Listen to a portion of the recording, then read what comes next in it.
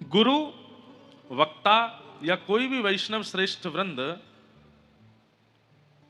अपने शिष्य की, अपने वैष्णव की, अपने परिकर की चार प्रकार से रक्षा करता है, चार प्रकार से पोषण करता है। बहुत ध्यान से सुनिएगा। वचन से, स्पर्श से, दृष्टि से और मन से। बहुत ध्यान से सुनिएगा। चाहे आप हमें लीजिए, चाहे आप अपने गुरुजनों को लीजिए, चाहे आप किसी भी श्रेष्ठ वैष्णव वृंद को लीजिए, मध्य प्रदेश के संतों को लीजिए या हमारे वृंदावन के संतों को लीजिए, ये समस्त संत परिकर और भगवत संबंधी जितने भी महापुरुष हैं, ये चार प्रकार से पोषण करते हैं। पहला पोषण वचन से, आपको वचन से पोषित करेंगे। हमारे वृंदावन के कई महापुरुष, हमारे भारत के कई महापुरुष अपने वचनामृत से आनंदित करते हैं लोगों को। उनकी वाणी से ही व्यक्ति का अपना पूरा जीवन संवर जाता है। स्वामी विवेकानंद का विचार और उनकी वाणी ही आज तक लोगों का कल्याण कर रही है। रामकृष्ण परमहंस जी के विचार आज तक लोगों का कल्याण कर रहे हैं। गोस्वामी तुलसीदास जी के विचार, उनकी वाणी आज तक लोगों का कल्याण कर रही है। आज भी भारत में कितनी ऐसी व्यासपीठ हैं जो अपनी वाणी से लाखों लोगों का घर संभाल रहे हैं। तो गुरु, वैष्णव और भगवत वृंद वाणी से हमारा उपकार करते हैं, हमारा कल्याण करते हैं। दूसरा, स्पर्श से। आप गुरु का स्पर्श करो, ये एक बात है, ये सामान्य बात है। और हमारे बुंदेलखंड में और मध्य प्रदेश की तरफ एक नियम बन गया है, क्या, जब तक छू नहीं लेंगे तब तक प्रणाम मानते ही नहीं है।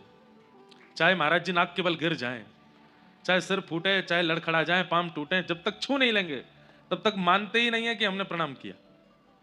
और एक और नियम है आपके बुंदेलखंड में, छुएंगे प्रणाम करते समय और फिर तब तक नहीं उठेंगे जब तक गुरुजी हाथ नहीं धर देंगे।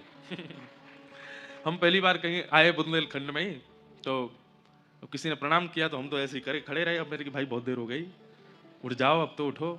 एक दो लोगों से कहा भैया इनको उठाओ, बोले ये ऐसे नहीं उठेंगे। तो बोले जब तक आप अपना हाथ नहीं धर दोगे, हाथ धर के दो चार बार थपथपा नहीं दोगे तब तक नहीं उठेंगे। तब उनको छुआ, थपथपाया, तब उठे। मैंने कहा जय हो। बोले ये बुंदेलखंड की रीति है, दक्षिणा में भले 1 रुपया देंगे, माला भले ही गेंदे की पहनाएंगे, लेकिन नारियल के बिना प्रणाम नहीं कर सकते। नारियल जरूर देंगे, नारियल जरूर पहनाते हैं। एक बार हमारी दमोह में कथा हुई, तब हमारा पहली बार मिलना हुआ हमारे मित्र बागेश्वर धाम वाले महाराज जी से, पहली बार। तो पहली बार वो हमारी कथा में आए। उससे पहले एक बार मिले थे, तो दमोह में कथा हुई, उनका आना हुआ। हमको नहीं पता था कि इनका क्या माहौल चल रहा है मध्य प्रदेश में। जिस दिन वो आए इतनी भीड़ लग गई महाराज, इतनी भीड़ लग गई। तब हमारे उत्तर भारत में इतना लोग नहीं जानते थे उनको, हमारे दिल्ली तरफ, वृंदावन और सब जगह इतना, मध्य प्रदेश में खूब उनका चल रहा था। तो आए कथा में, मैंने कहा बढ़िया है भैया, इनका तो यहाँ अलग ही माहौल है। फिर उसके बाद वो बोले चलिए आप हमारे साथ और आपके निवास पे चलेंगे, वहीं चाय पी के हम निकल जाएंगे। मैंने कहा चलो। अब उन्होंने अपनी गाड़ी में हमको बैठा लिया। महाराज एक बार तो स्थिति हुई कि ये गाड़ी पलट जाएगी, इतने लोग चढ़ गए उस पर, यहाँ से चढ़े वहाँ से चढ़े, ये वो। अच्छा वो बैठे आगे, ड्राइवर गाड़ी चला रहे थे, मैं पीछे बैठा। तो बगल में और पीछे के जो खाली स्थान थे उनमें इतने नारियल भरे पड़े थे। मैंने कहा महाराज जी ये क्या है? बोले हमारे बुंदेलखंड का नियम है कि यहाँ बिना नारियल के कोई प्रणाम नहीं करता। और उन्होंने इतना कहा ही था कि कोई माताजी दूर से नारियल दिखा रही थी, ये ले नहीं पाए, तो माताजी ने फेंक के ही मारा। और जैसे ही फेंक के मारा, वो कांच में आकर के लगा, चटक गया, फूटा नहीं। हमने कहा भैया सुनो, आप जाओ, हमको यहीं छोड़ जाओ, हमको आगे मत लेके जाओ, पता चली कि हम सही सलामत पहुंचे कि नहीं। तो फिर उन्होंने भी कहा और भी संत जनों ने कहा कि बुंदेलखंड के लोग बहुत सहज हैं, बहुत सरल हैं।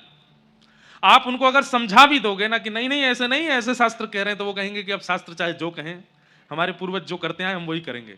हमारे पूर्वजों ने कहा है कि नारियल देना है तो देंगे। पर मध्य प्रदेश अगर दक्षिण में होता तो बहुत फायदा होता वहां के गुरुजनों को, क्योंकि दक्षिण में चटनी बहुत बनती है नारियल की।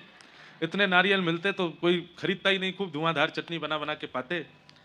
पर आनंद है, ये बुंदेलखंड के लोगों का प्रेम है, यहाँ के वैष्णव और यहाँ के लोगों का स्नेह है, बहुत सरल है। और हमने नहीं कहा है, आचार्य चरण कहते हैं, निर्मल मन जन सो मोह पावा, मोहे कपट छल क्षेत्र न भावा। ऐसा नहीं है कि यहां पर कपट नहीं है, यहां पर छल नहीं है, ऐसा नहीं है कि यहां पर लोगों के अंदर दोष नहीं है। पर मात्रा देखी जाए तो मात्रा में सीधापन यहाँ ज्यादा है। यहाँ के लोग सहज बहुत हैं, सीधे बहुत हैं, सरल ज्यादा है। छल होगा, कपट होगा और भी दोष हो सकते हैं, पर सरलता की मात्रा ज्यादा है। हमारी तरफ अगर आप जाएंगे थोड़ा उत्तर की ओर, उत्तर प्रदेश की ओर, पंजाब की ओर और थोड़ा और इलाकों में, वहां लोगों में थोड़ी सी चतुराई ज्यादा है, लोग चतुर ज्यादा है। और हमें ऐसा लगता है कि चतुराई का कारण क्या है? आधुनिकता। जितनी ज्यादा आधुनिकता होती है जिस नगर में, जिस शहर में, जितनी व्यवस्थाएं ज्यादा होती हैं, वहां के लोग उतने ही थोड़े चतुर होते चले जाते हैं। आप लोग जाके देखिए, जहां पर ज्यादा व्यवस्थाएं नहीं है, आधुनिकताएं नहीं है, फोन में नेटवर्क नहीं आते, वहां के लोग भी सरल होंगे, वहां के लोग भी सहज होंगे, वहां के लोग भी सीधे होंगे। पर जहां पूरे शहर में ही फ्री वाईफाई है, पूरे शहर में जो चाहो वो व्यवस्था है। अब हमारे तरफ और भी यहाँ मध्य प्रदेश के भी बड़े बड़े नगरों में ऐसी व्यवस्थाएं हैं, आपको दुकान पर खरीदने कुछ नहीं जाना, सब घर आ जाता है, वहीं से ऑर्डर कर दो, सब घर आ जाएगा। सब्जियां घर आ जाती हैं, खाने के सब सामान घर आ जाते हैं, पहनने के वस्त्र घर आ जाते हैं। सब कुछ इतना आधुनिकता में परिवर्तित होता जा रहा है। अब लोग कैश नहीं रखते जेब में, फोन से ही सब कुछ कर देते हैं। आधुनिकता बढ़ रही है, उससे देश का विकास हो रहा है, लेकिन मानव के स्वभाव का विनाश हो रहा है। उसके अंदर चतुराई आती जा रही है, वो चतुर बनता जा रहा है। तो कई बार जब हम छोटे शहरों में जाते हैं जहां ज्यादा आधुनिकता नहीं है, वहां के लोगों से मिलकर के पता चलता है कि भाई इनसे ज्यादा चतुर तो हम हैं, हमको खुद के ऊपर चतुराई का अनुभव होता है।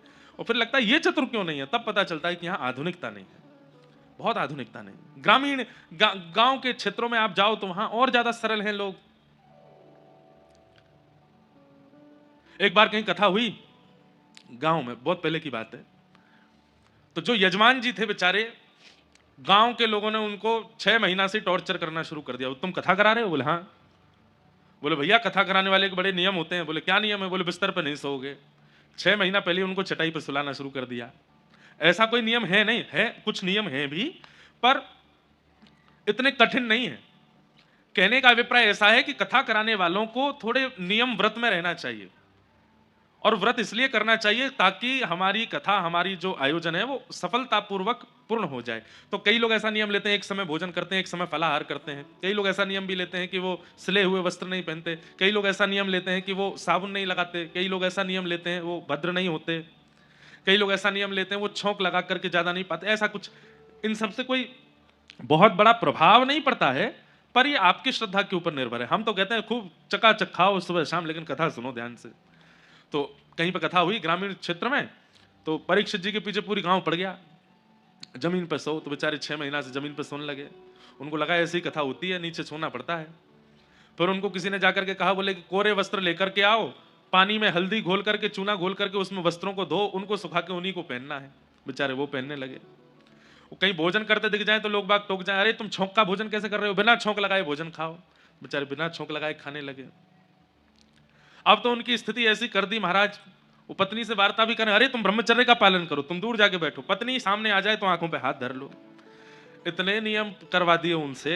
जब 6 महीने बाद हम पहुंचे तो बेचारे ऐसे लग रहे थे जैसे हैंगर पे कपड़ा टंगा हो, पतले दुबले बेचारे, मुख के सारे तोते उड़े हुए थे उनके, भद्र कर दिया था उनको, और गांव के लोग उनको चला रहे थे।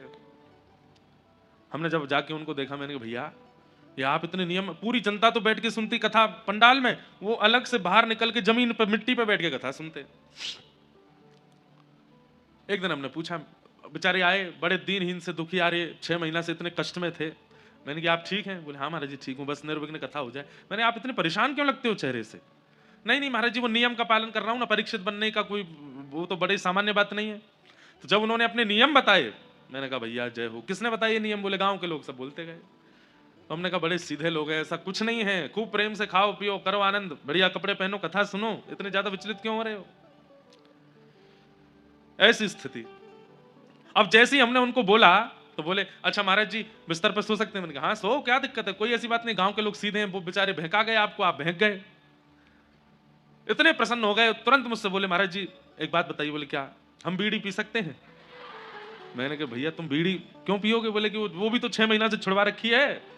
बिस्तर पर ना सोने का इतना कष्ट नहीं है, पत्नी से ना बोलने का इतना कष्ट नहीं, उसका बहुत कष्ट है, हम एक बार करें। मैंने भैया सुनो, यही नियम पालन करो जो गांव वाले ने बताए, बिल्कुल नहीं पीनी है। तो गांव के लोग इतने सरल सहज क्यों होते हैं? क्योंकि वहां आधुनिकताएं नहीं है। ऐसे हमारे बुंदेलखंड के अधिकतर लोग सहज सरल है, उन्हें जैसा बता दो वैसे वैसा वो कर देते हैं, उन्हें जैसा समझा दो मान जाते, जैसा बोल दो वैसा पालन कर लेते। तो यहां के लोगों का नियम है कि वो स्पर्श किए बिना प्रणाम। अब हमारी दिक्कत यह है कि खड़ाऊं पहन के आते हैं कथा में, दो चार माता जी ने अभी स्पर्श किया था तो लगी बस कि कहीं ऐसा नहीं हो कि हमारी नाक वाक टूट टाट जाए, गिर गिरा जाए। खूब मना करते हैं स्पर्श नहीं करो, पर नहीं मानते बिना स्पर्श किए। इसलिए सुनिए, आचार्य चरण जो हैं, कथा वक्ता जो हैं, वैष्णव जो हैं, गुरुजन जो हैं, वो 4 प्रकार से पोषण करते हैं। सबसे पहला वचनों से। आप प्रणाम करते हैं, चरण धो धो के पीते हैं, लेकिन गुरु की वाणी नहीं सुनते हैं, उसका कोई अभिप्राय नहीं मिलेगा, उसका कोई फल नहीं मिलने वाला। सबसे पहला, गुरु के वचन अटल कर मानो, उनकी वाणी सुनो। दूसरा, स्पर्श से। आप स्पर्श मत करो, गुरु स्वयं बुला करके आपका स्पर्श करे, उसमें आपका भाग्य है। आपके व्यवहार, स्वभाव और मुखमंडल की आकृति देख करके आचार्य चरण ने खुद आज्ञा की इधर आओ, और आपके सिर पे हाथ फेर दिया, बस हो गई कृपा, स्पर्श। दूसरा, तीसरा, दृष्टि।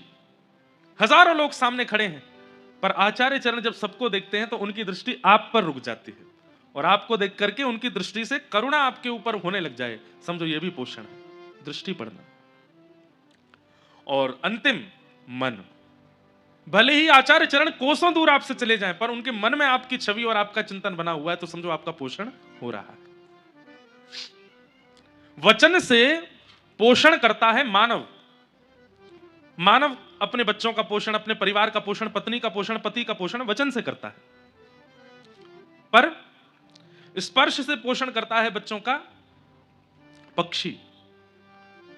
पक्षी बोल करके बच्चों को कुछ नहीं सिखाता, स्पर्श से, अपने पंखों से अंडे को छूता रहेगा जब तक वो जन्म ना ले ले, और जैसे जन्म लेता है उसके बाद भी अपने स्पर्श से बच्चे का पोषण करता है पक्षी। वहां बिना बोले ही बालक का कल्याण हो जाता है। क्यों? क्योंकि उसके गुरु, उसके आचार्य, उसके माता पिता स्पर्श कर रहे हैं। मानवों का कल्याण वचन से भी होता है, स्पर्श से भी होता है, और तीसरा होता है दृष्टि से। दृष्टि से पोषण करती है मछली। मछली जब बालकों को जन्म दे देती है तो उसके बाद, अब मछली के हाथ तो होते नहीं, ऐसा कुछ व्यवस्था तो है नहीं, वो क्या करती है, केवल देखती है, और दृष्टि मात्र से अपने बालकों को सब सिखा देती है मछली। उसके पास वाणी नहीं है, उसके पास स्पर्श करने के लिए हाथ नहीं है, वो केवल दृष्टि से अपने बालकों का पोषण करती है। और चौथा आता है मन। मन से पोषण करता है कछुआ। कछुआ बालकों को जन्म देता है, और देने के बाद बालक उससे विलग हो जाते हैं। बालक चाहे हजारों मील दूर चला जाए, पर कछुआ नेत्र बंद करके अपने मन से अपने बालक का पोषण कर देता है। मादा कछुआ जो होती है वो नेत्र बंद करके मन से अपने बालकों को संतुष्ट कर देती है, आनंदित कर देती है।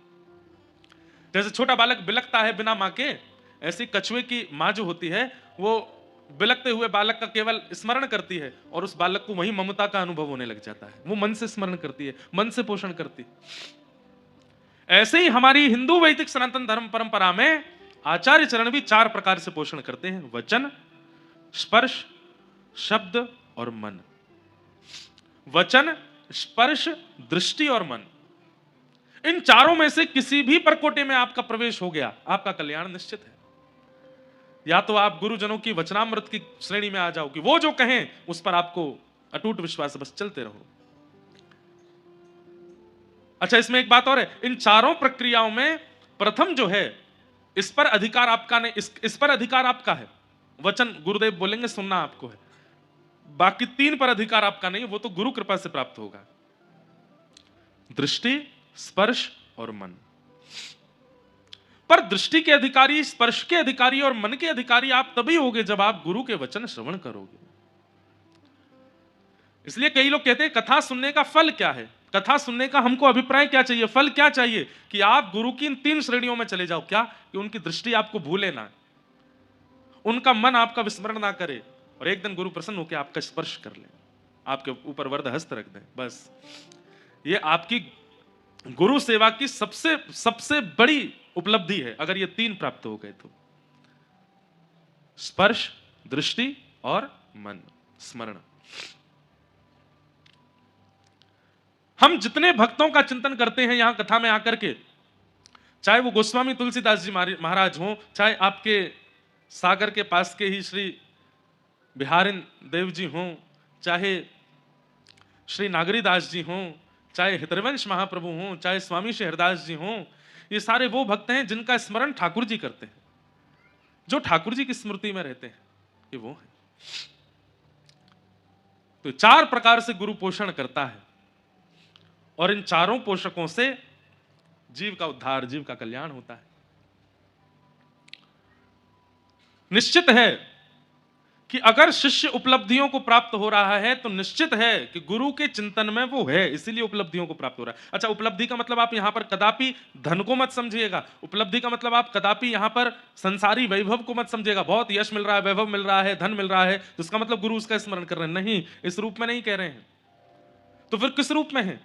उपलब्धि का मतलब है चाहे धनवान है, चाहे निर्धन है, चाहे भूखा है, चाहे पेट भरा है, लेकिन वो व्यक्ति अत्यंत प्रसन्न है, इसका मतलब गुरु की स्मृति में वो है। चाहे उसके बंगले बने हुए हैं, चाहे वो छोटी सी कुटिया में रहता है, लेकिन अत्यंत प्रसन्न चित्त रहता है, तो इसका मतलब गुरु के चिंतन में वो है। गुरु उसका चिंतन करते हैं, गुरु उसका स्मरण करते हैं। बस हमें यही उपलब्धि प्राप्त करनी है कि हम आचार्यों की स्मृति में आ जाएं, आचार्यों के चिंतन में आ जाएं, ठाकुर जी की स्मृति में आ जाएं, ठाकुर जी के चिंतन में आ जाएं। मुझे नहीं लगता कि मैं और आप अभी ठाकुर जी के चिंतन में हैं। मुझे ये अनुभव नहीं होता। ठाकुर जी हमको याद करते हैं, अभी हम ठाकुर जी को याद करते हैं, हम ठाकुर जी का चिंतन करते हैं। उपलब्धि तो तब मानो जब ठाकुर जी हमारा चिंतन करें, ठाकुर जी हमारा स्मरण करें। मेरा सुमिरन हरि करें, मैं पावा विश्राम। एक परम भक्त हुए भगवान के, उनका नाम था कुआ जी। क्या नाम था? कुआ जी। उनका नाम कुआ इसलिए पड़ा, उसके पीछे भी एक कथा है। तो कुआ जी जो थे, ये एक मट्टी के बर्तन बनाने वाले व्यक्ति थे। क्या बोलते हैं उन्हें? कुम्हार। कुम्हार थे कुआ जी। पर इनका नियम इतना था, ऐसा था कि ये उतने ही बर्तन बनाते थे जिनसे इनका, इनकी पत्नी का पेट भर जाए, और अगर 2-4 महात्मा कभी इनके गांव में आ जाएं तो उनको ये प्रसाद पवा सकें। बस इतने ही बर्तन बेचते थे। मतलब आज की व्यवस्था इनकी, इनकी पत्नी की, और अगर संत महात्मा कोई आ जाए तो उनको पवाने की। बस कल की व्यवस्था के अनुरूप आज धन संचन नहीं करते थे। भगवान के मन में आया कि कुआ जी इतने बड़े भक्त हैं, इनका यश मुझे ही करना होगा संसार में। सोच लो, ठाकुर जी के चिंतन में आ गए। ठाकुर जी ने मन बना लिया कि कुआ जी का यश मुझे करवाना है। और भगवान ने एक दिन ऐसी लीला की कि कुआ जी महाराज सुबह सुबह उठ करके बर्तन बेच करके आए मिट्टी के, और उससे जो धन प्राप्त हुआ, अपने लिए, अपनी पत्नी के लिए प्रसाद सिद्ध कर लिया, 2-4 महात्माओं के लिए प्रसाद सिद्ध कर लिया। लेकिन आज इनके द्वार पर 200 महात्मा आ गए। ठाकुर जी ऐसी परीक्षा लेते हैं। जब ठाकुर जी को ठोक बजा करके किसी को भक्त का अनुभव करना होता है कि ये उचित है कि नहीं, उसकी ऐसी परिस्थिति प्रकट कर देते हैं कि उस परिस्थिति से वो घबरा जाए। और जैसे ही व्यक्ति घबराता है, ठाकुर जी समझ जाते हैं कि भाई कच्चा है, पक्का नहीं है, घबरा गया। परीक्षा से घबराए ना, परिस्थिति से घबराए ना। 200 वैष्णवों को जैसे अपने द्वार पर देखा, कुआ जी घबराए नहीं। अपनी पत्नी से कहने लगे, देवी आज कितनी बड़ी कृपा, आज तक इतने वर्षों में 2 महात्मा, 4 महात्मा, 5 महात्मा से ज्यादा प्रत्येक दिन हमारे द्वार पर नहीं आए, लेकिन आज कितनी बड़ी पूंजी हमारी, इतने बड़े गांव में हमारे द्वार पर 200 महात्मा आए। पत्नी ने कहा, आ तो गए, पर इनको पवाएंगे कैसे? बोले कि वो सब व्यवस्था ठाकुर जी देखेंगे, आप तो बस इनको बैठाओ। बैठा दिया। बोले महाराज आप लोग आए हैं, अब आप भी जानते हैं कि एक परिवार में 200 लोगों को पवाने की व्यवस्था तो नहीं होती, तो इसलिए थोड़ी प्रतीक्षा करनी पड़ेगी। मैं जाऊं बाजार से कुछ ले आऊं सामग्री, तब तक आप स्नान ध्यान संध्या वंदन करो, और पत्नी बढ़िया प्रसादी बनाएगी, फिर आप लोग पाइएगा। कुआ जी महाराज तुरंत घर से निकल करके गए, जो नगर सेठ थे उनके पास गए, और नगर सेठ जी से जाकर के कहा कि आप मुझे कुछ धनराशि दे दीजिए। नगर सेठ जी बोले, भाई पिछली धनराशि तो अभी तक चुका नहीं पाए तुम, और कितनी धनराशि चाहिए तुमको? बोले 200 लोगों को प्रसाद पवाना है, उतनी धनराशि चाहिए। और कुआ जी ने हाथ जोड़ करके क्या कहा कि महात्मा 2 बातें सुन लीजिए हमारी। नगर सेठ जी से कहा, पहली बात, मेरे पास धन है नहीं तो मैं चुका नहीं पाऊंगा, ये मैं पहले ही बता रहा हूं। दूसरी बात, मेरे द्वार पर जो 200 महात्मा आए हैं, अगर उन्होंने प्रसाद नहीं पाया तो मैं प्राण त्याग दूंगा। सेठ जी बोले, तुम धमकी दे रहे हो हमको? एक तो हमसे पैसा मांग रहे हो, ऊपर से कह रहे हो मैं लौटा नहीं पाऊंगा, ऊपर से कहते हो कि नहीं दिया तो मैं प्राण त्याग दूंगा। तो कुआ जी कहते हैं कि धन चुकाने का एक और तरीका है। बोले क्या? आप मुझसे अपने घर में कोई काम करवा लीजिए, मुझसे परिश्रम करवा लीजिए, और उस परिश्रम के बदले मुझे 200 महात्माओं को प्रसाद पवाने के लिए धन दे दीजिए। परिश्रम कर दूंगा मैं आपके यहाँ, पर धन नहीं लौटा पाऊंगा। तो सेठ जी मान गए। सेठ जी ने कहा तो फिर ठीक है, एक काम करो। बोले क्या? हमारे घर में जल की व्यवस्था नहीं है, हमको जल लेने के लिए पोखर तालाब में जाना पड़ता है हमारी घर की बहू बेटियों को। पीछे कुछ जमीन हमारी बची है, तुम वहां पर कुआं खोदोगे अकेले, और कुआं खोद करके उसमें जल का स्रोत जब तक नहीं निकल आए तब तक खोदते रहोगे। और कुआं में पानी ऐसी थोड़ी आ जाता है कि 2-4-10 फीट में आ जाए। शर्त है तुम और तुम्हारी पत्नी, तुम ही दोनों कुआं बनाओगे। कुआं जी बोले मुझे स्वीकार है, पर अभी मुझे धन दे दीजिए, मुझे संतों की सेवा करनी। सेठ जी ने धन दिया। नाचते गाते हुए गए, सब सामग्री लेकर के घर पहुंचे, झरा भंडारा किया, 200 महात्माओं को बढ़िया मालपुआ, खीर और सब्जी पूरी आदि सब प्रेम से पवाई। पत्नी बोली आप इतना सामान कहां से लेके आए, कैसे लेके आए? बोले देवी कोई टेंशन की बात नहीं है, इसका मैं परिश्रम करूंगा ना। बोले कैसे परिश्रम करोगे? बोले सेठ जी ने कहा है कुआं खोद देना, तो उनके यहां कुआं खोदेंगे। महात्मा तो प्रसाद पाकर के चले गए। यहां पर अगले दिन ही कुआं जी पहुंच गए, और पहुंच करके अपनी पत्नी के साथ में अब कुआं जी खोदते हैं, और जितना मिट्टी होती है परात में भरते हैं, पत्नी को देते हैं, दूर फेंक करके पत्नी आती है। अब कमाई नहीं हो रही है इनकी, दोनों पति पत्नी भूखे रहते हैं। क्यों? ये तो परिश्रम दे रहे हैं, और कमाई होती है मिट्टी के बर्तन बना के बेचने से। वो कैसे करें? घर में कोई और सदस्य है नहीं, 3-3 दिन 4-4 दिन तक कुछ भोजन को नहीं मिलता। लेकिन प्रसन्न मुद्रा में हरि स्मरण करते हैं, हरि का भजन करते हैं, ठाकुर जी का नाम लेते हैं, और प्रेम से कुआं खोद रहे हैं। 4-5 दिन बाद कोई कुछ दे देता है तो दोनों आधा आधा खा लेते। हम आपको बता रहे हैं कि ठाकुर जी कैसों का स्मरण करते हैं।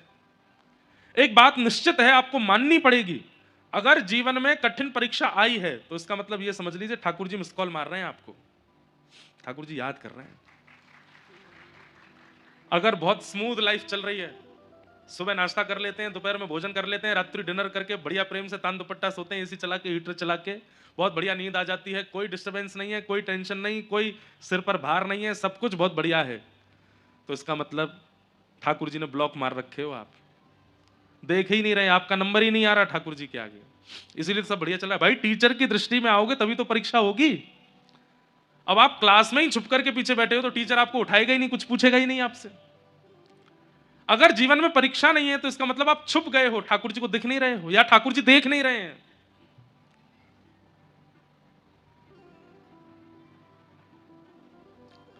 तो कुआं जी की ऐसी परीक्षा, लेकिन प्रसन्न मुद्रा में भगवान का स्मरण करते हुए कुआं खोद रहे हैं। खोदते खोदते खोदते खोदते जल का स्रोत आ गया, कुछ फीट भीतर चले गए। पत्नी को बार बार मिट्टी ऊपर देते थे। पत्नी से कहा देवी देखो जल का स्रोत आ गया, अब कुछ दिन और, फिर उसके बाद ये कुआं निर्माण हो जाएगा। पत्नी भी बड़ी प्रसन्न हो गई, इतने दिन हो गए, घर में व्यापार भी नहीं हुआ, कुछ काम धंधा भी नहीं हुआ, भोजन पानी भी नहीं चल रहा है, अब बढ़िया कुआं बन जाएगा तो हम फिर से बर्तन बेचेंगे, धन कमाएंगे। मिट्टी फेंकने के लिए जैसे ही पत्नी गई तो जल इतना ज्यादा आ चुका था कि उस जल के आगमन से आसपास जो मिट्टी थी वो गीली होकर के धंस गई, और फिटों नीचे कुआं जी धंस गए, दब गए, और उसी के नीचे ही रह गए। जैसे ही जाकर के देखा सारी मिट्टी नीचे गिर गई है और कुआं जी उसके नीचे दब गए हैं। अब अकेली कितना उसमें से निकाली मिट्टी, खूब पहले तो फावड़े से खुद ही खोदने लगी, लेकिन वो तो पूरा ही भर चुका था। दौड़ी दौड़ी सेठ जी के पास गई, बोले सेठ जी मेरे पति को निकाल दीजिए, देखिए ना वो धंस गए भीतर, पूरा गांव इकट्ठा हो गया, सब लोग योजना बना रहे हैं, यहां से खोदो, यहां से खोदो, यहां से करो, ऐसे करो। पर अंत तो गत्वा, क्योंकि कुआं जी इतने प्रसिद्ध और इतने बड़े व्यक्ति नहीं है, इसलिए गांव के लोगों ने कहा परिश्रम करके हम मिट्टी निकाल भी देंगे तो भी कुआं जी जीवित तो मिलेंगे नहीं, मर चुके होंगे, इतनी देर हो गई है, इतनी मिट्टी में धंस करके व्यक्ति कैसे बच सकता है। सेठ जी भी वहां से जाने लगे। एक बहुत सुंदर पद मैंने अभी कुछ दिन पहले एक कथा में गाया था। ऊधो जब टेढ़े दिन आवे, ऊधो जब टेढ़े दिन, बहुत सुंदर पद है। जब टेढ़े दिन जीवन में आते हैं कैसा होता है। हाँ हाँ, ऊधो जब टेढ़े दिन आवे, ऊधो जब टेढ़े दिन बंधुओं, एक बात याद रखिएगा, मैं वक्ता हूं, मुझसे लेकर के पीछे बैठे हुए व्यक्ति कोई किसान हैं, उन तक भी इस संसार में कोई व्यक्ति ऐसा नहीं है जिसके जीवन में टेढ़े दिन नहीं आते, जिसके जीवन में विषमताएं, परिस्थिति नहीं आती। अगर नहीं आ रही हैं तो वो जी ही नहीं रहा है, वो इस संसार का है ही नहीं है। इस संसार में आए हैं तो भोगना तो पड़ेगा, परिस्थितियां तो आएंगी।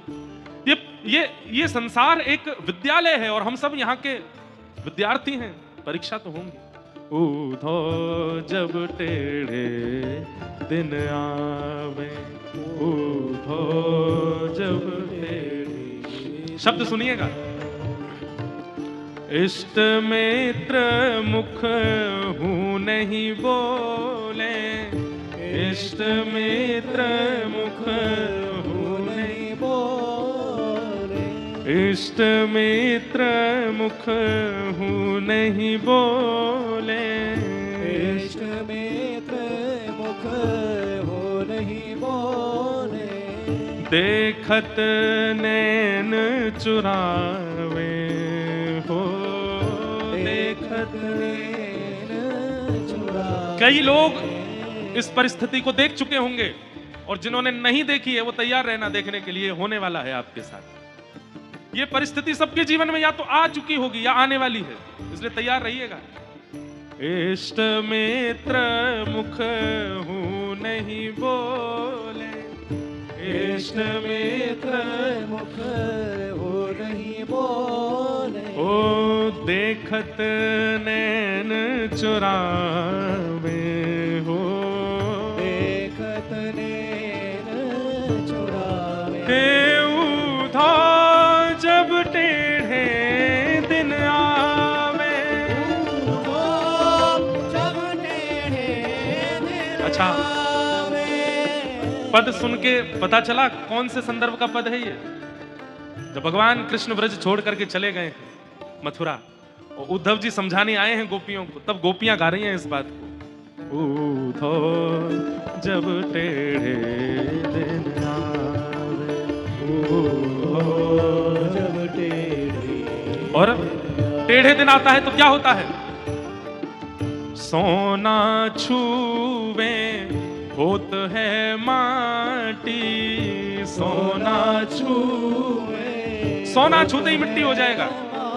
कहाँ एक समय हम ऐसे थे कि हम जो हाथ धर दें वो सोना हो जाता था, और अब टेढ़े दिन आए तो क्या हुआ? सोना छूते हैं तो मिट्टी हो जाता है।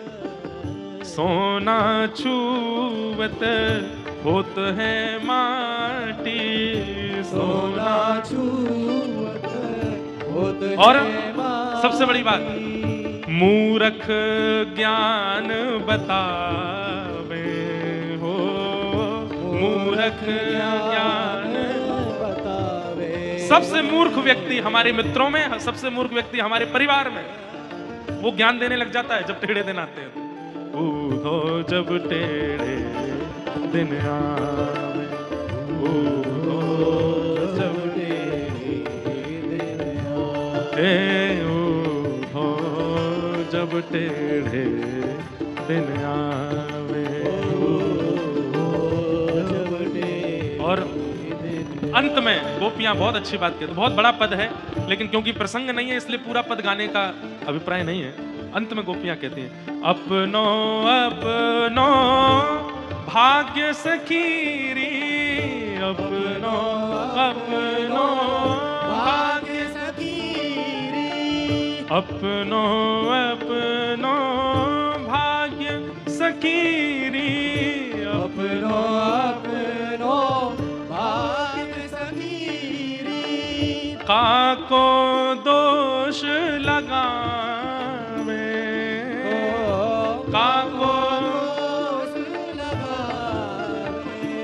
हे सूरदास विधि ना के आगे, सूरदास विधि ना के आगे, सूरदास विधि ना के आगे, सूरदास विधि ना के आगे।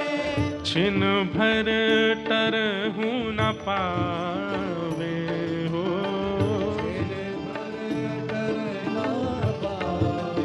ऊधो जब टेढ़े दिन आवे, उठो जब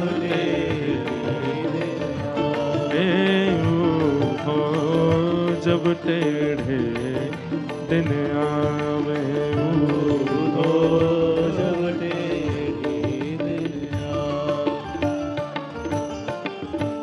जब जीवन में टेढ़े दिन आते हैं तो ऐसी स्थिति बन जाती है। अब देखिए वहां कुआं जी, वो भी तो एक मानव है, मिट्टी के ढेर के नीचे फंस गए हैं, लेकिन गांव के लोग क्या कह रहे हैं, पत्नी को सांत्वना देते हुए कह रहे हैं, अब हम निकाल भी देंगे तो क्या फायदा, वो जीवित तो बचेंगे नहीं। पत्नी कह रही है कि इतनी जल्दी आप लोग कैसे मान रहे हैं? बोले कि मान, इतनी संख्या में मिट्टी उनके ऊपर गिर गई है, वो जीवित कहां बचेंगे, उनको निकाल भी देंगे तो तुम अभी शोक में हो, उनका शव देख करके और शोक में आ जाओगी, अब उनको नीचे ही गड़े रहने दो। और सेठ ने कुछ धन आदि देकर के पत्नी से कहा अब तुम ज्यादा शोक मत करो। अब अकेली पत्नी, परिवार तो है नहीं, किससे जाकर के कहे कि मेरे पति को निकालो। सामान्य व्यक्ति जो जीवन जीते हैं बहुत कठिनाई सहते हैं बंधुओं कभी कभी, क्योंकि उनके पास में पावर नहीं है, उनके पास में लोग नहीं है, उनकी पहुंच नहीं है। पर जिनकी संसार में किसी से पहुंच नहीं होती ना, उनकी रक्षा पर ठाकुर जी करते हैं। और ठाकुर जी तक पहुंच जिसकी होती है, पर संसार की पहुंच धरे रहे अपने पास। कुआ जी की पत्नी रोज ठाकुर जी से प्रार्थना करती, बोले नाथ मेरे पतिदेव आपका भजन करते थे और आपके जन, आपके संत, आपके भक्तों के लिए कर्जा लेकर के भोजन कराते थे कि संत भूखे ना चले जाए, और अंत तो गत्वा क्या दिया, मेरे पति का ऐसे इस प्रकार निर्मम तरीके से उनकी हत्या हो गई, और यहां तक कि आज मेरा कहने को कोई नहीं संसार में जो उनके शव को निकाल सके मिट्टी के भीतर से। पति कहते थे कि आप हमारे हो, आप हमारे हो, आप भी हमारे नहीं हो, आज आप भी नहीं आए हो मेरे इस शोक की घड़ी में मेरे पास। रोज पत्नी रोती, महीनों निकल गए बंधुओं, महीनों। पत्नी रोज जाती और उस टीले पर जो धस चुका था वहां जाकर के प्रणाम करती, वहीं बैठी बैठी रोती रहती। एक बार कुछ संतों की जमात आई और वो संतों की जमात उसी टीले के बगल से निकल रही थी जहां कुआ जी धस गए थे। वहां उन्होंने अच्छी व्यवस्था जान वहां बैठ करके अपने प्रसाद आदि खोल करके पोटलियों से पाना प्रारंभ किया। तभी उनको हरिशरणम हरिशरणम हरिशरणम हरिशरणम हरिशरणम नाम की ध्वनि आने लगी। ढूंढने लगे ये कौन बोल रहा है, इतना मधुर, इतना शांत, इतनी धीमी स्वर में, लेकिन हमें इतना स्पष्ट सुनाई दे रहा है। और इस स्वर में ऐसा लगता है कि मानो मानो साक्षात हरि सामने खड़े हैं, उनको देखते हुए कोई बोल रहा है। इधर उधर दिशाओं में ढूंढने लगे, कहां से ये ध्वनि आ रही है, कहां से ये स्वर आ रहा है, लेकिन कहीं कोई प्राप्त नहीं हुआ। तभी उन संतों ने कहा कि कौन बोल रहा है भाई, आकाशवाणी हो रही है क्या हरिशरणम की। तभी एक महात्मा ने कान लगा करके उस टीले में जब कान लगा करके देखा तो कहा अरे इसके भीतर से आवाज आ रही है। खूब सारी संख्या में वो महात्मा थे, कोई कुल्हाड़ी लेकर के, कोई खपरेल लेकर के, कोई जो साधन मिला सब लेकर के उसको खोदने लगे। गांव के लोग इकट्ठे हो गए, अरे भैया क्या कर रहे हो, काय को खोद रहे हो। बोले अंदर से आवाज आ रही है, अंदर कीर्तन कीर्तन की ध्वनि सुनाई दे रही है। पूरा गांव इकट्ठा हो गया।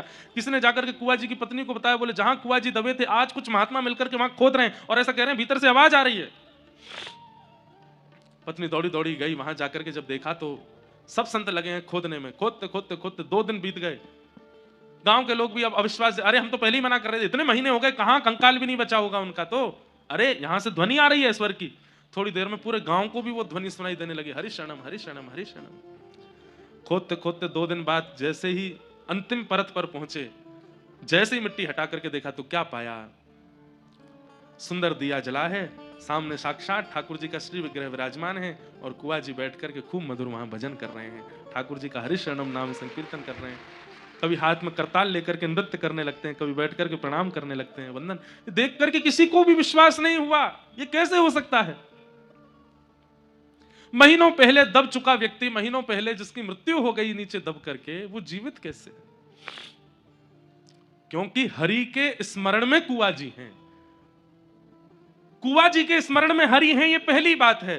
पर कुआ जी के मन में हरि स्मरण होते होते होते एक स्थिति ऐसी आई कि अब हरि के स्मरण में कुआ जी हैं, तो चाहे जैसी परिस्थिति आ जाए, हरि के स्मरण में जो आ जाता है, परीक्षाएं तो उसकी होती हैं लेकिन कोई उसका बाल बांका नहीं कर पाता।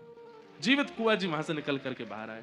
अब तो पूरा गांव उनको पूजने लगा, वंदन करने लगा। ठाकुर जी ने उनका यश बढ़ाया। हमारा कथा सुनने का उद्देश्य ये कोई मनोरंजन नहीं है बंधुओं। ये मनोरंजन के लिए नहीं आते हैं हम, या मनोरंजन के लिए नहीं आते हो आप। ये मनोमंथन का विषय है।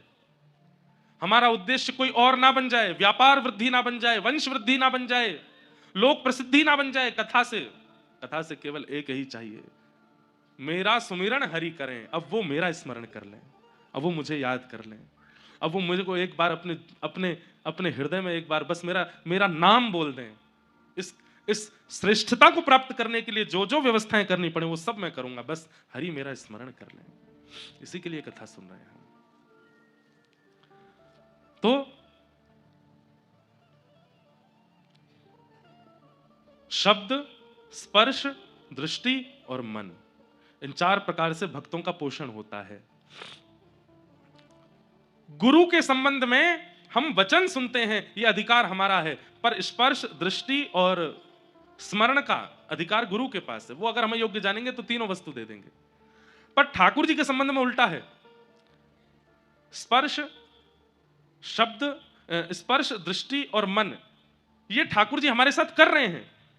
वो नित्य स्पर्श कर रहे हैं। वायु जो हमें छू रही है, ये कौन है? ठाकुर जी तो हैं। वो नित्य हमारा स्मरण कर ही रहे हैं, पर किस भावना से कर रहे हैं ये बात समझ नहीं आती। अच्छी भावना से कर रहे हैं कि सामान्य भावना से कर रहे हैं। दृष्टि उनकी हमारे ऊपर है, बस वचन सुनने की इच्छा है। दर्शन को नैना तपे, वचन सुनन को कान, मिलवे को ही रा तपे, हिय के जीवन प्राण, गोवर्धन वासी सांवरे, तुम बिन रहो न जाए। तो इस प्रकार आज भागवत जी का हम प्रारंभ कर रहे हैं। आइए महात्मा की थोड़ी चर्चा कर लें, उसके बाद कथा को फिर आज विश्राम की ओर ले चलेंगे। और कल 2 बजे से आप लोग 1:30 बजे ही आ जाइएगा, और कल 2 बजे से खूब मधुर भाव से। और हमारा मन है मध्य प्रदेश में प्रगटे हमारे वृंदावन के प्रेम करने वाले भक्तों के चरित्र हम सुनाएंगे 7 दिन तक।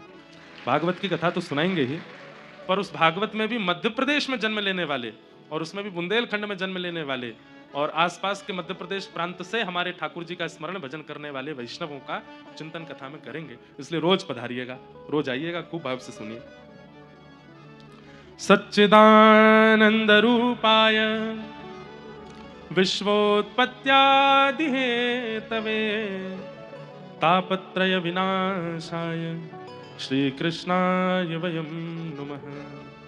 यं प्रव्रजन्तमनुपेतमपेत कृत्यं द्वैपायनो विरह कातर आजुहाव। पुत्रेति तन्मयतया तरवोऽभिनेदुः तं सर्वभूतहृदयं मुनिमानतोऽस्मि। भैया ये एसी ने कहा देर में मुझको कुल्फी बना देंगे, इनको बंद कर दो दोनों। सच्चिदानंद रूपाय, भगवान के 3 रूप, 3 कर्म और 3 गुणों की चर्चा भागवत के महात्म्य में की गई है। भगवान के 3 प्रकार के रूप हैं, सत्य, चैतन्य और आनंद। ठाकुर जी सत्य स्वरूप हैं, चैतन्य स्वरूप हैं और आनंद घन हैं। हमारे पूज्य गुरुदेव भगवान ने एक बहुत सुंदर व्याख्या की इस श्लोक की कि भगवान सत्य हैं, चैतन्य हैं और आनंद हैं। इसका एक अर्थ तो यह है कि जो सत्य हम बोलते हैं उसमें ठाकुर जी का निवास है। दूसरा अर्थ यह है कि जो चैतन्यता है, चैतन्यता मतलब कोई भी वस्तु जो जड़ अनुभव होती है सब में ठाकुर जी हैं। ठाकुर जी चैतन्य हैं, सब जगह विद्यमान है, हरि व्यापक सर्वत्र समाना। और देखिए यहां पर गोस्वामी जी ने एक शब्द कहा है, हरि व्यापक सर्वत्र। कैसे? बोले समाना। समाना मतलब जैसे वो बिहारी जी में हैं, जैसे वो राधा वल्लभ जी में हैं, जैसे वो गोविंद देव जी में हैं, गोपीनाथ जी में हैं, जैसे वो तिरुपति में हैं, वैसे ही यहाँ इस माइक में भी हैं, वैसे ही इस गद्दे में भी हैं, वैसे ही मुझ में भी हैं, वैसे वायु में भी, उतने ही, कहीं कम ज्यादा नहीं है ठाकुर जी, समाना, समान भाव से। तो मन में ये विश्वास प्रकट हो जाना कि ठाकुर जी सब जगह हैं, ये चैतन्य बुद्धि है। और आनंद घन, ठाकुर जी के संबंधों का स्मरण करके, ठाकुर जी के कथाओं का स्मरण करके, ठाकुर जी के प्रियजनों का दर्शन करके जो मन में उल्लास प्रकट होता है वो आनंद है। पर हमारे गुरुदेव एक बहुत अच्छी व्याख्या करते हैं कि सत्य परमात्मा को जिस दिन आपने चैतन्य मान लिया, बहुत ध्यान से सुनिएगा, सत्य परमात्मा को जिस दिन आपने चैतन्य मान लिया उस दिन आपका जीवन आनंद से भर जाएगा। परमात्मा सत्य है, पर उस परमात्मा सत्य को हम जड़ मान लेते हैं। जड़ कैसे मान लेते हैं? मूर्ति में उनकी प्रतिष्ठा मानते हैं, धातु में उनकी प्रतिष्ठा मानते हैं, अन्यत्र कहीं भी उनकी व्यापकता है ऐसा विश्वास हमारे चित्त में नहीं होता। सामने बालाजी का मंदिर है, हनुमान जी वहीं बैठे हैं, मैं उनको सामने बैठ के हनुमान चालीसा गाऊंगा तो ही मेरा उद्धार होगा, इधर उधर बैठ के गाऊंगा तो कल्याण नहीं होगा। ये एक प्रकार से ऐसी भावना अगर किसी के चित्त में है तो वो कहीं ना कहीं भगवान को चैतन्य नहीं मानता है। ठाकुर जी को चैतन्य मानने का मतलब है जहां बैठ जाओ, जिस दिशा में देखने लग जाओ, वहीं ठाकुर जी हैं और उनको वहीं अर्पित। अब आलसी लोग इस बात को कहीं अपने फायदे के लिए मत ले लीजिएगा। कहीं आलसी लोग कहने लग जाए भोग लगाने की क्या जरूरत है, बोले क्यों, भगवान मन में बैठे हैं, मैं जो खाऊंगा सब ठाकुर जी पालेंगे।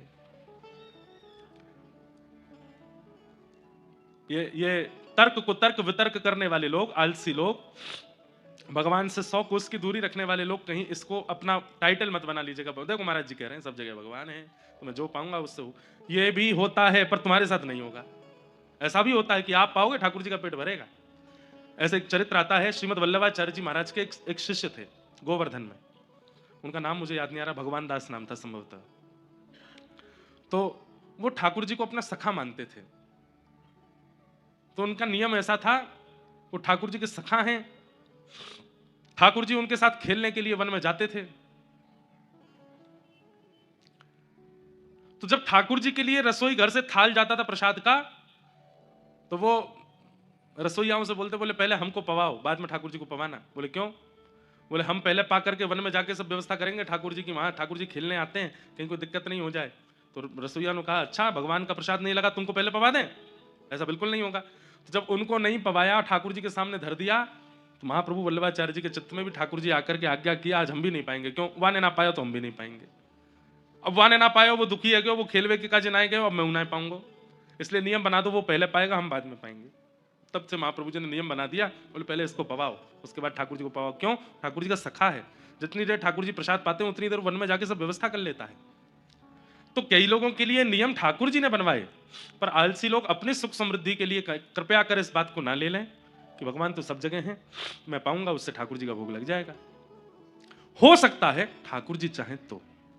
अब माधवदास जी, उनका चरित्र आता है, जगन्नाथपुरी के माधवदास जी जगन्नाथ भगवान से कहते हैं, हे महाप्रभु जी अब मैं कुछ दिन व्रज की यात्रा पे जा रहा हूँ। तो जगन्नाथ भगवान बोले तुम चले जाओगे तो हमारा मन कैसे लगेगा, हमको भी ले चलो। तो माधवदास जी बोले आप यहीं बैठे रहो। क्यों? 8 बार तो भोजन करते हो आप, सुबह से रात्रि तक 8 बार भोजन करते हैं ठाकुर जी, और मैं वृंदावन यात्रा पर पैदल चल करके जाऊंगा, 8 बार कहां से भोजन दूंगा आपको? इतने भयंकर जंगल, पहाड़, नदियां, सरोवर, तालाब सबको पार करना पड़ेगा, दुर्गम रास्ता है, आप तो भूख के कारण व्याकुल हो जाते हो, आपको लेके कैसे जाऊंगा? जगन्नाथ महाप्रभु बोले तो ठीक है तुम चले जाओ। अब जगन्नाथ जी संग चले, इसका मतलब ये थोड़ी कि वो मूर्तिमंत होके ही चलेंगे, वो तो हृदय में बैठ के भी जा सकते हैं। ठाकुर जी हृदय में बैठ गए माधवदास जी के। अब माधवदास जी का अभ्यास था कि 4-4 दिन तक भी भूखे रह लेते थे, लेकिन ठाकुर जी चित्त में बैठ करके माधवदास जी के साथ जाने लगे, उनको पता नहीं था।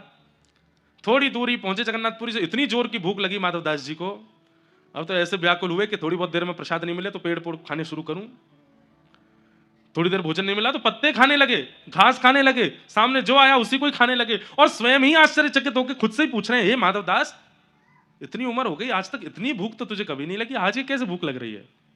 क्योंकि माधवदास जी के अंदर ठाकुर जी बैठ के जा रहे हैं, ठाकुर जी को लग रही है भूख। माधवदास जी एक गांव में पहुंचे, और गांव की माता जी एक कुटिया में रहती थी, उनका द्वार खटखटाया, मैया जल्दी खोलो जल्दी खोलो। बंधुओं ऐसी भूख कभी लगी है कि आप पागल हो गए हो, बस कुछ मिल जाए? नहीं लगी होगी।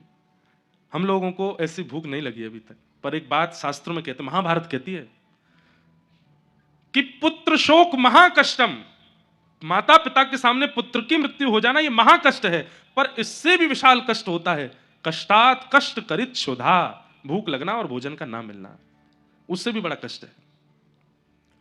माधवदास जी की ऐसी स्थिति हो गई, गेट खटखटाने लगे, मैया बोली अरे रुको रुको आती हूं। द्वार खोल के देखा, कहो बाबा क्या बात है इतने व्याकुल? मैया जो है घर में, जो है घर में मुझे खिला दो, मुझे भूख लगी है, बहुत तेज भूख लगी है। बैठो बैठो, इतने व्याकुल। बोले बैठने का मतलब जो रखा है तो बनाना नहीं है, जो रखा है दे दो, पका हुआ है बिना पका हुआ है जो है सब दे दो। बोले रोटी नहीं है आटा दे दो, मैं आटा खा लूंगा, गेहूं दे दो गेहूं चबा लूंगा, लेकिन मुझे दो। मैया बोली सब व्यवस्था है बैठो। माधवदास जी बैठे, भोजन थाली लगा करके दी। माधवदास जी तो पाने लगे। भूखा व्यक्ति वो विचार नहीं करता कि रोटी को सब्जी से लगाऊं या चावल में दाल डालूं, तो बस खाता है। मैया बोली आराम से धीरे धीरे खाओ, और बाबा अकेले अकेले खाए जा रहे हो, इस बालक को भी खिलाओ। माधवदास जी बोले कौन बालक? तुम्हारे बगल में जो बैठा है ये बालक? कोई बालक नहीं है मेरे बगल में। अरे बाबा ऐसे कैसे बात करते हो? निश्चित कहीं से अपहरण कर लाए हो किसी मैया के प्यारे से बालक का, और कहीं मैं तुमको पकड़वा ना दूं इसलिए मेरे सामने नाटक कर रहे हो कि कोई बालक नहीं है। ऐसा सांवला सा बालक, बड़ी बड़ी आंखें इसकी, ऐसे जीभ में पानी आ रहा है, मुंह में पानी आ रहा है, तुम्हारी थाली की ओर देख रहा है और तुम अकेले अकेले खा रहे हो, इसको नहीं पवा रहे। माधवदास जी बोले कोई बालक नहीं है मैया, मैं अकेला हूं। अरे तुम्हारे बगल में मुझे दिख रहा है, थोड़ी पे हाथ धर के छोटा सा गौतमद्रा सा बालक, पीताम्बरी पहने, सांवला सलोना सा, तुम्हारी थाली की ओर देख रहा है, घुंघराले केश हैं। माधवदास जी समझ गए, बोले ओहो, तभी मैं कहूं मुझे इतनी भूख क्यों लग रही है।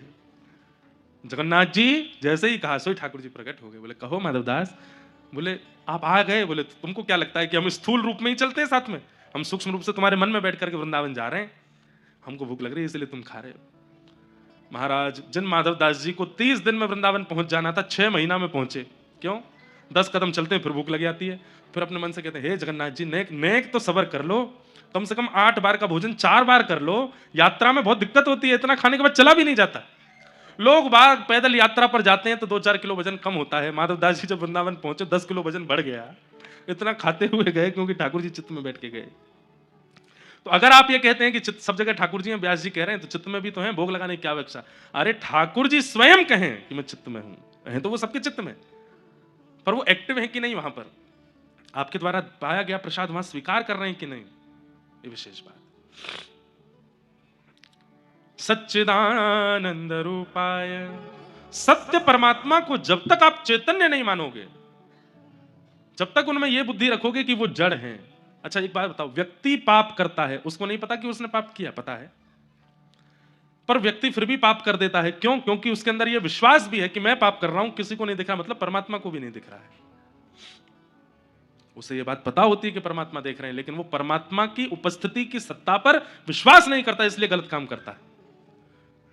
बड़े बड़े महापुरुष भजनानंदी गलत काम क्यों नहीं करते, गलत क्यों नहीं खाते, गलत क्यों नहीं पीते? क्योंकि वो केवल मानते नहीं है, जानते भी हैं कि परमात्मा देख रहे हैं, परमात्मा बैठे हैं, परमात्मा की दृष्टि के आगे हमें कुछ हमें गलत करना नहीं है।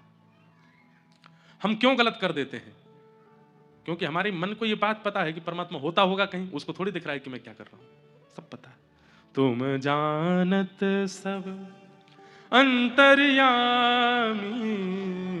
तुम जानत सब अंतर्यामी, करनी कछु ना करी, ओ करनी कछु ना करी, मोरी राखो लाज हरी, मोरी राखो लाज हरी, मोरी राखो लाज हरी, मोरी राखो लाज हरी। तुम जानत सब अंतर्यामी, सब जानते हैं ठाकुर जी, पर ये बात हम मानते हैं पर जानते नहीं। जिस दिन जान जाएंगे ठाकुर जी, आप गलत करने जाओगे हाथ कांपेंगे, स्वयं को शीशा में देखेंगे तो अपना मुख देख करके धिक्कार होगा स्वयं पर। मैं अपनी पर्सनल बात कहूं तो जब कोई व्यक्ति कुछ गलत करता है तो मेरे मन में यह बात आती है, क्या ये अपने आप को कभी शीशे में देख पाता होगा? अगर देख पाता है तो इसका मतलब ये इस बात पर खरा हुआ है कि ठाकुर जी हैं नहीं, तभी देख पाता है गलत करने के बाद। हम अपनी स्थिति बता रहे हैं। इतनी संख्या में कई बार लोग इकट्ठे हो जाते हैं और सबसे नहीं मिल पाते तो स्वयं को शीशा में नहीं देख पाते कि हमने कितना बड़ा अन्याय किया। इतने वैष्णव आए फिर भी उनसे मिल नहीं पाए। लोग गलत करने के बाद स्वयं को कैसे देख लेते होंगे? भगवान चैतन्य हैं, सब जगह हैं, हर तरफ, हर जगह और हर समय। लिख लीजिए, हर जगह, हर तरफ, हर समय, एवरीवेयर, ऑल द टाइम उपस्थित है ठाकुर जी। ये जिस दिन आपने मान लिया उस दिन जीवन में क्या होगा? सत्य परमात्मा चैतन्य है, जिस दिन मान लोगे उस दिन जीवन में आनंद आ जाएगा, आनंद का अनुभव होने लग जाएगा। फिर ये देखो श्याम, ये देखो श्याम, यही तो है मेरे जीवन प्राण। ये देखो श्याम, ये देखो श्याम, यही तो है मेरे जीवन का। नैनाभिराम बंक मुस्कान, नैनाभिराम बंक मुस्कान बौह मरोड़ लजावत काम, बौह मरोड़ लजावत। काम। ये देखो श्याम, ये देखो श्याम, यही तो है मेरे जीवन प्राण। ये देखो श्याम, ये देखो श्याम, यही तो है मेरे जीवन का। चित्रा सखी हमारे ब्रज में हुई, उनकी लीला में ये पद आता है, ये देखो श्याम। बहुत सुंदर लीला है चित्रा सखी की। आज प्रथम दिन है, आज नहीं सुनाऊंगा, किसी और दिन सुनाऊंगा। बहुत सुंदर लीला है। भगवान का सबसे पहला चित्र बनाने वाली सखी चित्रा सखी, वो ये पद गाती। महात्मा की चर्चा में श्रीमद् भागवत जी के महत्व का वर्णन किया गया। भागवत जी का महत्व क्या है? तो बंधुओं, सुनने वाले के चित्त में भक्ति, ज्ञान, वैराग्य की पुष्टता करने वाला क्रम जो है वो श्रीमद् भागवत है। भागवत कितने शब्द हैं? 4। भागवत, भा से भक्ति, ग से ज्ञान, व से वैराग्य, त से त्याग। इन चारों में से एक भी अगर 7 दिन के अंदर आपके जीवन में नहीं आए तो आपने यहां आकर के केवल समय बर्बाद किया, और चारों आ जाएं तो समझ लो आपने ठाकुर जी को प्राप्त किया। भक्ति, ज्ञान, वैराग्य और त्याग। सबसे पहला आपके जीवन में भक्ति आवे कथा सुन करके। भक्ति का मतलब क्या है? आप प्रेमी हो जाओ। भक्ति का मतलब तिलक लगाना शुरू कर दो, कंठी पहनना शुरू कर दो, एकादशी करना शुरू कर दो, नियम से रहना शुरू कर दो, तुलसी जपना शुरू कर दो, राधा नाम करना, कृष्ण नाम करना, युगल नाम करना शुरू कर दो। यही वैष्णवता ने? नहीं। आपके रोम रोम से प्रेम छलकने लग जाए तब समझो कि आप भक्त हो गए हो। आप जब बोलते हो तो प्रेमी लगते हो, देखते हो तो प्रेमी लगते हो, चलते हो तो प्रेमी लगते हो, बैठते हो तो प्रेमी, उठते हो तो प्रेमी, आपकी हर अवस्था प्रेम का प्रतिपादन करती है, तो समझो आप भक्त हो। भक्ति, तो यहां से भक्ति सीख के जाओ कि 7 दिन बाद जब आप लौट के जाओ ना, तो आपका ऑरा ऐसा हो जाए कि जो दुखी व्यक्ति भी आपके संपर्क में आवे वो भी प्रसन्न हो जाए, वो भी खुश हो जाए, वो भी आनंदित हो जाए। श्रीमन चैतन्य महाप्रभु वो जब गांव गांव भ्रमण करते थे तो जो जो उनके रूप माधुरी को देखता था उसके मुख से हरिबोल शब्द का उच्चारण अपने आप प्रारंभ हो जाता था। केवल इतना ही नहीं कि केवल सांसारिक मानवों के मुख से हरिबोल बुलवाया हो। जब चैतन्य महाप्रभु वन में गए तो वन के हिंसक जीव भी जब चैतन्य महाप्रभु की ओर देखते तो वो भी हरिबोल तो नहीं बोल सकते, लेकिन 4 पैरों पर चलने वाले 2 भुजा उठा करके वो भी नृत्य करते थे महाप्रभु जी को देख के। इसका मतलब क्या है? आप भक्त हैं, आपका ऑरा बताता है, आपका स्वभाव बताता है, आपकी उपस्थिति बताती है कि आप भक्त हैं कि नहीं। कई लोग मेरे से मिलने आते हैं, हम आपको सत्य बता रहे हैं, कई लोग ऐसे आते हैं जीवन में, वो जब मिलने के लिए आते हैं उनके उपस्थित होते ही, कमरा में आते ही, या वो जब भी मिलने आते हैं उनके आते ही हम जितनी भक्ति भाव में सब खत्म हो जाती है। समझ में आ जाता है कि भाई महासंसारी हैं जो सामने बैठे हैं। फिर उनसे हम नियम कुछ ना कुछ पूछते हैं 1-2 बात और वो सत्य निकल जाती है। पहला प्रश्न होता है कि मांस खाते हैं आप?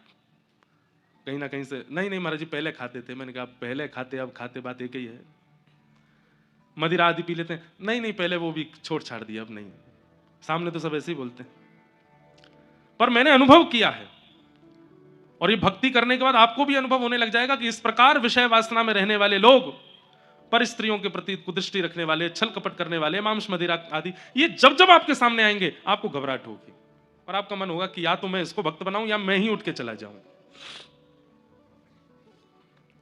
पर एक स्थिति ऐसी आएगी, आपकी भक्ति ऐसी हो जाएगी कि आप उसके सामने से उठ के नहीं जाओगे, आप उसको भक्त बना के जाओगे। नित्यानंद महाप्रभु बलराम जी के अवतार माने जाते हैं कलिकाल में। श्री चैतन्य महाप्रभु श्री ठाकुर जी के अवतार हैं और नित्यानंद महाप्रभु बलराम जी के अवतार हैं। तो श्री नित्यानंद महाप्रभु जब चैतन्य महाप्रभु के स्पर्श में आए, कथा सुनिएगा जयपुर की भक्तमाल, और उसमें श्री चैतन्य महाप्रभु का चरित्र सुनिएगा, वहां आपको स्पष्ट हो जाएगा।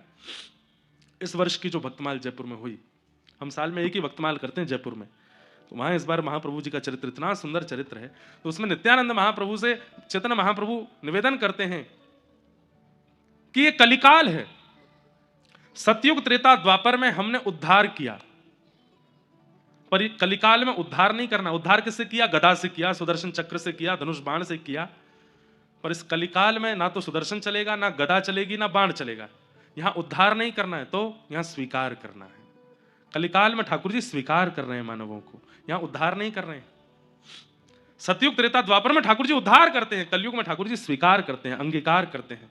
और वो स्वीकार करने के लिए सुदर्शन, गदा और धनुष बाण आदि को पीछे रखना पड़ेगा। तो फिर नित्यानंद महाप्रभु बोले तो फिर इस कलिकाल में मानव स्वीकार कैसे होगा? बोले केवल और केवल हरेर नाम हरेर नामैव केवलम कलौ नास्त्यैव नास्त्यैव नास्त्यैव गतिरन्यथा। हरि का नाम कलिकाल में केवल वही रक्षा करेगा। कलिकाल में उस हरि नाम बोलने वाले के सारे पाप, उसके द्वारा किए गए गलत काम सब भुलाने हैं हमको। वो एक बार हरि बोले, एक बार हरि बोले और उसके एक पूर्व के पाप को नष्ट कर देंगे हम एक बार बोलने से। यदि वो 108 बार बोलेगा तो 108 पाप नष्ट होंगे। और एक समय ऐसा आएगा कि वो तीर्थों में भ्रमण करता हुआ जब हरि बोलेगा तो किसी तीर्थ में जाकर के एक बार हरि बोलने पर सहस्त्र हो जाएगा। जैसे बद्रीनाथ में, एक बात सुनिएगा हमारी, हम आप सब लोग कभी पुरुषण नहीं कर पाएंगे इस जन्म में। पुरुषण का मतलब क्या होता है?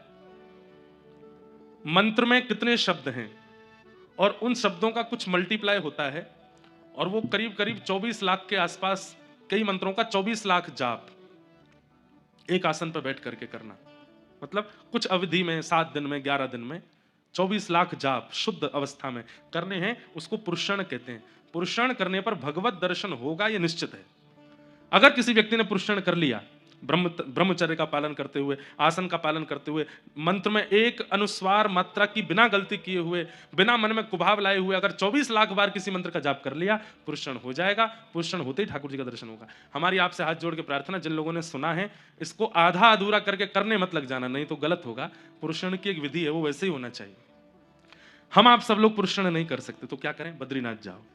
बद्रीनाथ को एक वरदान दिया है ठाकुर जी ने। क्या? आपने एक बार कहा राधा, एक बार बोलते ही वो मल्टीप्लाई इनटू 1000 हो जाता है बद्रीनाथ में। तो कितना हो गया? एक बार राधा बोलने पर कितना गिनती मानी जाएगी? 1000। 2 बार पे 2000। अगर किसी व्यक्ति ने 10 बार राधा बोल दिया तो 10,000, 100 बार राधा बोल दिया तो 1,00,000। मतलब अगर आपने एक दिन बैठ करके भी श्री राधा श्री राधा श्री राधा श्री राधा अगर जपने लग गए तो कम से कम 2-4 घंटे में ही आपका पुरुषण हो जाएगा। कहां? बद्रीनाथ में। ये बद्रीनाथ का फल है।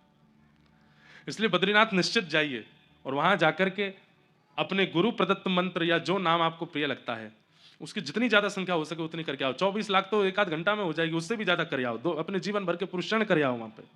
7 दिन अगर किसी को रहने का अवसर मिले तो हर दिन कम से कम 1000 2 हजार नाम भी जपे, कितना पुरुषण हो जाएगा उसका। ऐसा बद्रीनाथ है। तो पुरुषण करने से सोचो, अगर किसी व्यक्ति ने बद्रीनाथ में जाकर के 24 लाख नाम कर लिया तो इतने तो पाप नहीं किए होंगे उसने जीवन में, सब खत्म हो जाएंगे। अब मान लो उसने 2000 पाप अपने जीवन में किए, 24 लाख नाम जप लिया, तो 24 में से 2000 माइनस कर दो, कितना बचा? 23 लाख और हाँ, तो 23,98,000। इतने नाम का फल क्या मिलेगा? बोले इतने नाम का फल अब इतने दिनों तक, इस जन्म में और अगले जन्म में हर स्वप्न में ठाकुर जी का अनुभव होगा, ठाकुर जी का दर्शन होगा। कितना बड़ा प्रभाव है नाम जप का। इसलिए भैया पुरुषण की बड़ी महिमा है, नाम की बड़ी महिमा है।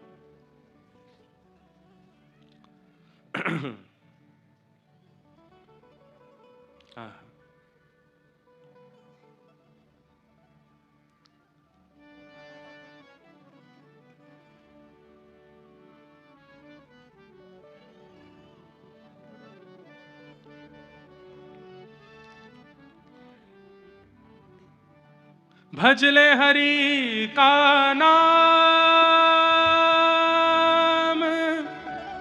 पांडुरंग, भजले हरि का नाम, हरि का नाम पांडुरंग, भजले हरि का नाम। करताल बजा के गाओ सब लोग।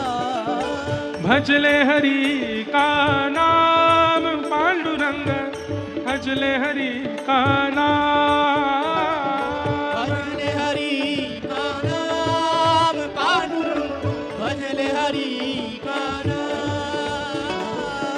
पांडुरंग विठ्ठलनाथ, पांडुरंग विठ्ठलनाथ, पांडुरंग विठ्ठलनाथ,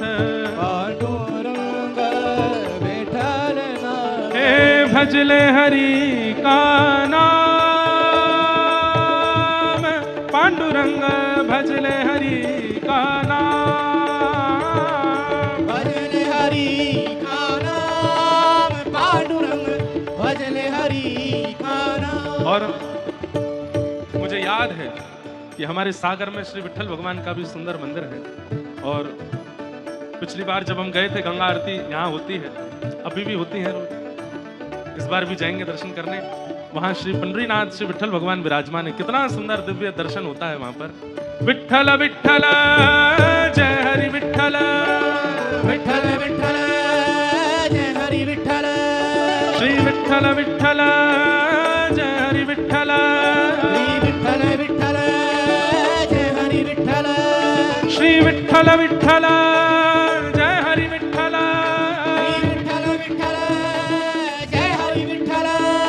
श्री विट्ठल विट्ठल जय हरि विट्ठल, श्री विट्ठल विट्ठल जय हरि विट्ठल, श्री विट्ठल विट्ठल जय हरि विट्ठल,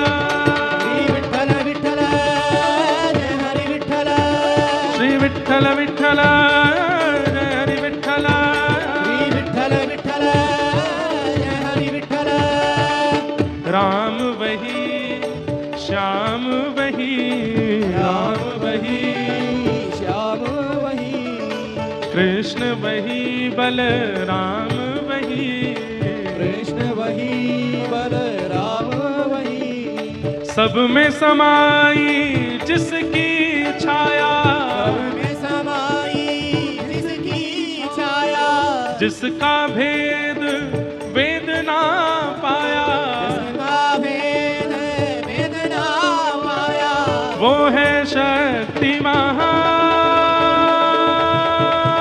पांडुरंग भजले हरि का नाम, वो है शक्ति महान, पांडुरंग भजले हरि का नाम, भजले हरि का नाम, पांडुरंग भजले हरि का नाम, भजले हरि का नाम, पांडुरंग भजले हरि का विट्ठल नाम। भगवान की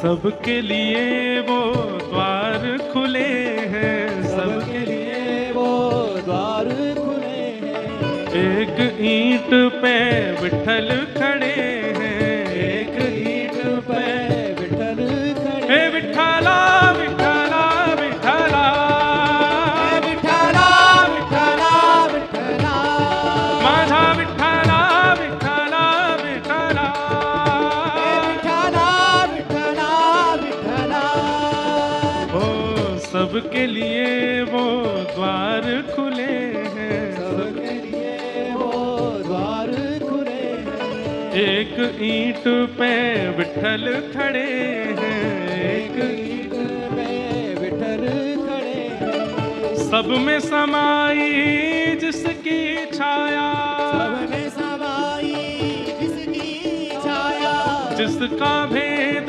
वेद ना पाया, जिसका भेद वेद ना पाया, हे वो है शक्ति महान, पांडुरंग भजले हरि का नाम, वो है शक्ति महान, पांडुरंग भजले हरि का नाम, हे भजले हरि का नाम, पांडुरंग भजले हरि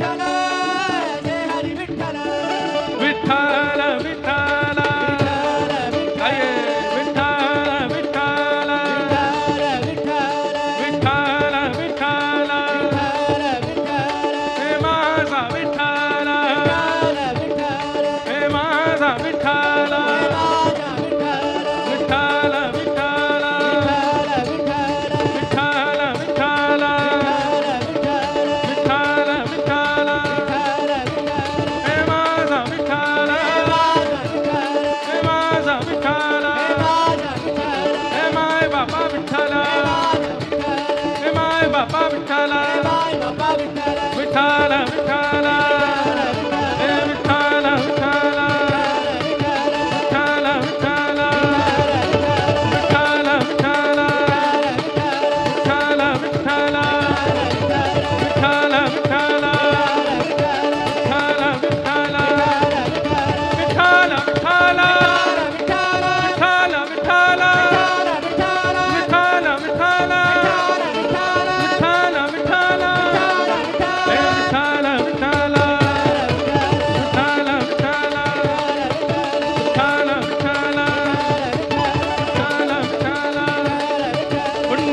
कवरदा हरि विठ्ठल श्री ज्ञानदेव तुकाराम श्री पंढरीनाथ भगवान की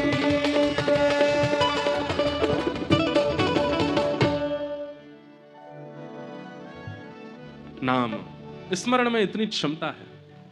तो भागवत में भक्ति, ज्ञान, वैराग्य और त्याग, या तो भक्ति युक्त होके जाइए, और भक्ति युक्त होने का मतलब है कि आपके उपस्थिति मात्र से वो क्षेत्र आनंदित हो जाएगा, समझो भक्ति है। ज्ञान, ज्ञान का मतलब बहुत नॉलेज होना नहीं, ज्ञान का मतलब सही निर्णय लेने वाला ज्ञानी कहलाता है। जानकार तो रावण भी बहुत बड़ा था, पर निर्णय लेना नहीं जानता था। आजकल भी लोग जानकार बहुत होते हैं, पर निर्णयात्मक बुद्धि नहीं होती उनके पास, क्या निर्णय कब कैसे लेना चाहिए। ज्ञान, भक्ति, ज्ञान, भाग और फिर आया व, यानी कि वैराग्य। वैराग्य का मतलब क्या है? वैराग्य का मतलब सबके बीच रहते हुए भी किसी में मोह न करना, ये वैराग्य है। किसी के प्रति आसक्त ना होना, चाहे वो वस्तु हो, व्यक्ति हो, व्यंजन हो, मिल जाए तो अच्छा, ना मिले तो कोई दिक्कत नहीं, ऐसा वैराग्य।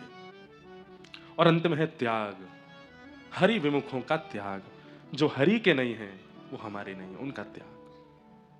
चाहे वो व्यक्ति है, वस्तु है, व्यंजन है, जो हरि को अर्पित नहीं हो सकता वो हमारा भी नहीं हो सकता। भागवत, भक्ति, ज्ञान, वैराग्य और त्याग। नारद जी महाराज ने भक्ति, ज्ञान, वैराग्य की पुष्टता के लिए भागवत की कथा को गंगा जी के तट पर जाकर के सनक सनंदन सनातन सनत कुमारों से संपादित करवाया। तत्पश्चात भक्ति, ज्ञान, वैराग्य तीनों युवा हो गए और भागवत जी से यह पुष्ट हुआ कि भागवत की कथा ज्ञान, वैराग्य और भक्ति को चित्त में पुष्ट करती है। ज्ञान आज भी है, वैराग्य है, भक्ति भी है, पर पुष्ट नहीं है चित्त में, उनको पुष्ट करती है भागवत की कथा। तत्पश्चात श्रीमद् भागवत सुनने से और क्या होता है, तो बोले भयंकर प्रेत योनि में पड़े हुए व्यक्ति भी इस कथा को सुनने से मुक्त हो जाते हैं। तो मतलब मरे हुए लोग भी जब मुक्त हो सकते हैं तो हम तो जीवित हैं, हम पर कल्याण कैसे नहीं होगा। धुंधकारी नाम का एक प्रेत बन गया था बालक, क्योंकि उसने माता पिता के प्रति विद्वेष किया। भागवत जी की कथा श्रवण करके उस पर कृपा हुई और कृपा होकर के वह भी प्रेत योनि से मुक्त होकर भगवत धाम को प्राप्त हो गया। इस प्रकार भागवत जी का महात्म्य सुनाया गया। ऐसे भागवत जी को हम बार बार प्रणाम करते हैं। अंतिम में भागवत जी के महात्म्य में कहा, असारे संसारे विषय विषसंगा कुलधिय क्षणार्थम क्षेमार्थम पिबत सुख गाथाम तुलसुधाम किमर्थम व्यर्थम भो व्रजत कुपथे कुत्सित कथे परीक्षित साक्षीयत श्रवणगत मुक्त्युक्ति कथने परीक्षित साक्षीयत श्रवणगत मुक्त्युक्ति कथने। असार रूपी संसार है, विषयों से भरा हुआ है। यहाँ पर विषय ही प्राप्त होता है, पर इस विषयले संसार में भी परीक्षित साक्षी हैं इस बात के कि भागवत का आश्रय लेकर के वो इस विषय रूपी संसार से मुक्त होकर भगवत धाम को प्राप्त हो गए, तो हम क्यों नहीं कर सकते। ऐसी भागवत जी को हम बार बार प्रणाम करते हैं। आज के महात्मा के सत्र को हम यहाँ विराम देते हैं। कल प्रथम स्कंद से कथा का प्रारंभ ठीक 2 बजे होगा। तब तक के लिए आप सबको जय श्री कृष्ण। श्री कृष्ण। न एक और जोरते बोलो, पीछे वाले भी बोलो, जय श्री कृष्ण। जय सिया राम, जय सिया राम, जय श्रीमन नारायण, जय श्रीमन्नारायण, जय जय श्री राधे। जय श्री राम। कल पुनः मिलेंगे, तब तक के लिए सबको प्रणाम। हे भजो मुकुंद माधव मुरारी, भजो मुकुंद माधव मुरारी, हे भजो मुकुंद माधव मुरारी, हे भजो मुकुंद माधव मुरारी। गिरधारी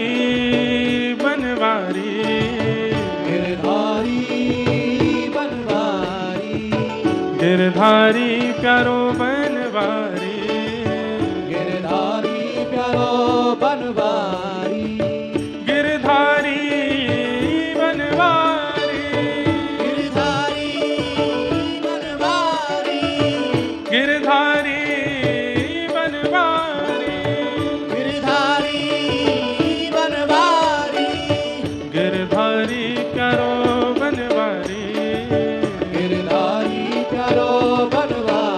भजो हाँ भजो भजो मुकुंद माधव मुरारी, भजो मुकुंद माधव मुरारी। भजो